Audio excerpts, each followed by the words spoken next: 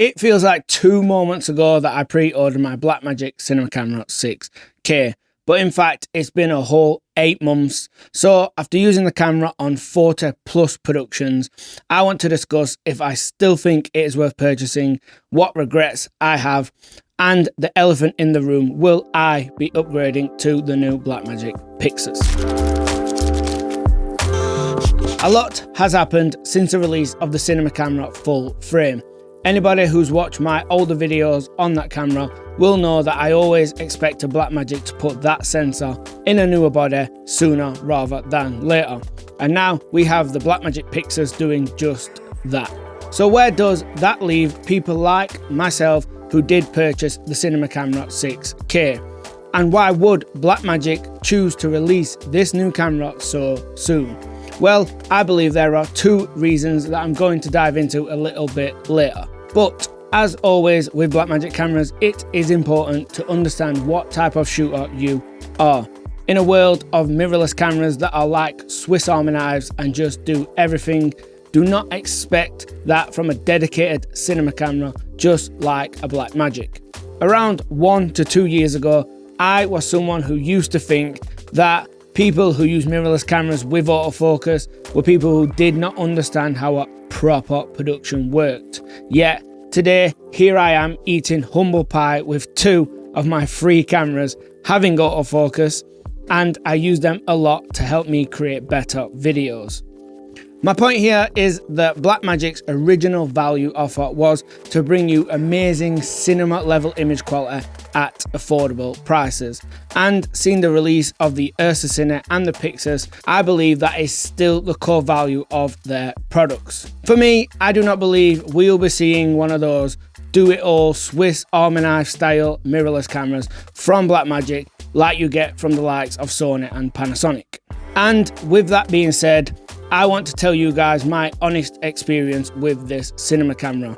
I want to tell you the stuff I really like, the stuff I really don't like, and then we can get into the Pixels discussion. So let's not waste any more time and get into my thoughts. Let's start off with the good stuff. This will be at no surprise to anybody who has actually used this camera, and the very best thing about it is its image quality.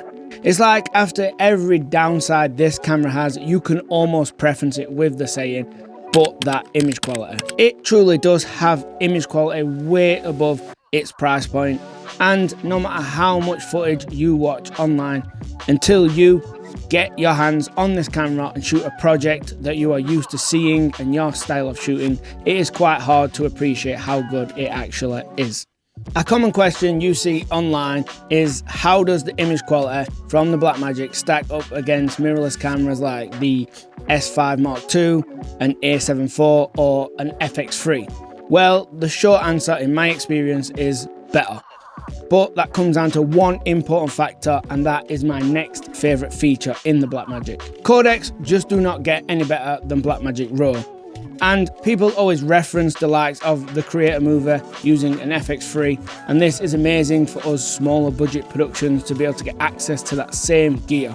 But something people often miss is that Mover used an external monitor to capture in ProRes RAW. The fact of the matter is, if you want to level the playing field between the likes of a Panasonic or a Sony to the full frame 6K, then you will need to mount on an external recorder and capture in some sort of compressed RAW. And this is something that the Blackmagic can do internally and is not to be underestimated. This next one is what the internet may call a bit of a hot take, and I can just picture the comments already. But I'm going to put it in anyways. OpenGate is overrated. As someone in previous videos who's banged on about OpenGate being the next best thing, this is a pretty hypocritical statement. But the truth just is, over the last 8 months and 40 projects, I have just not used OpenGate. Now, for anamorphic reasons, obviously OpenGate is a game changer. But outside of that, I know on paper it sounds great for capturing 16:9 and vertical footage in one take.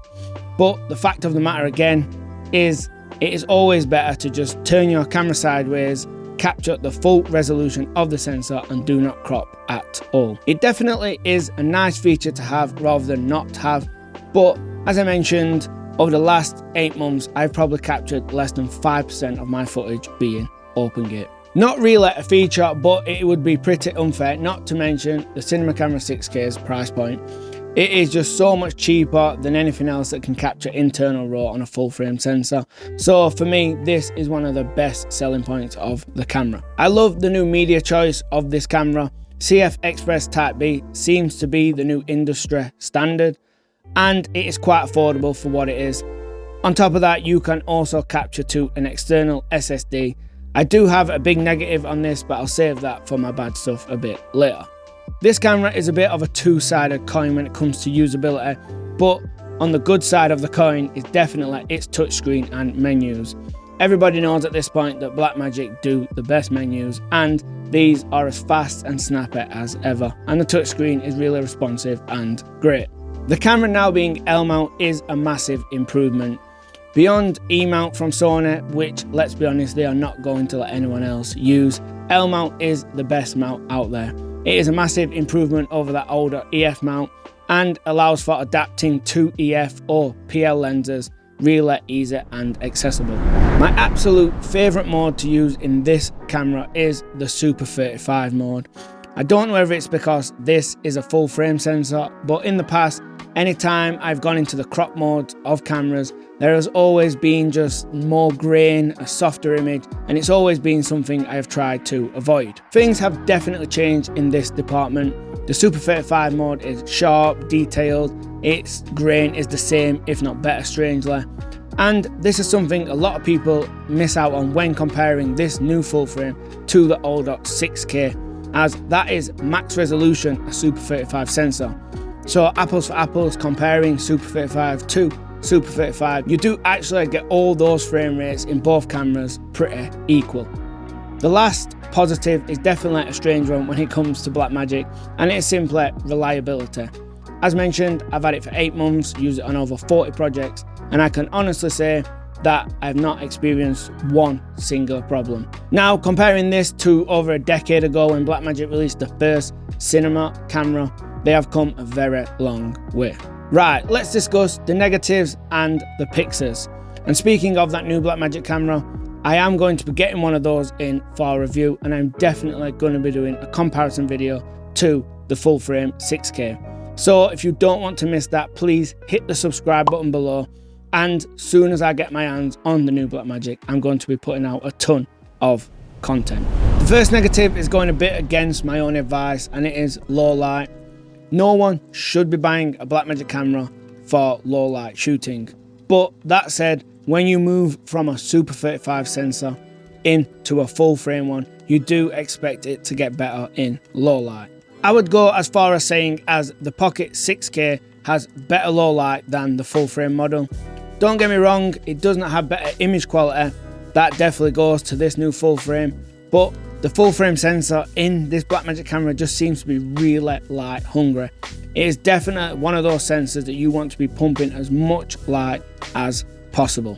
I did mention how good the touchscreen and menus are, but what lets that down is the actual panel itself. You can tell it is not the highest quality.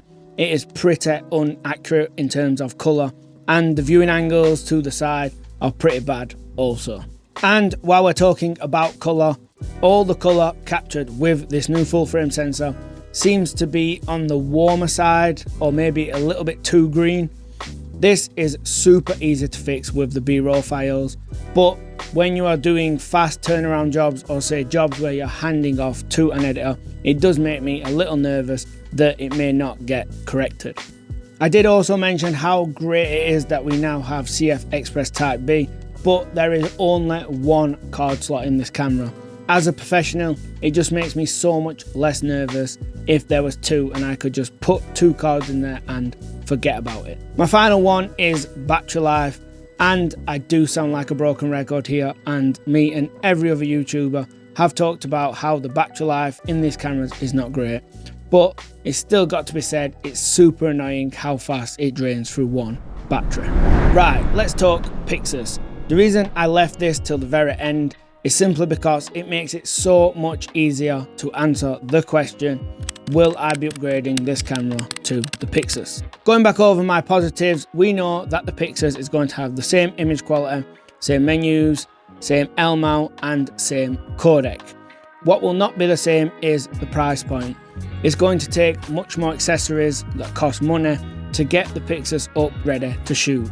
And going over my negatives, the one negative it does not solve is the low light, but it will solve an extra card slot, better battery life, and the screen, kinda.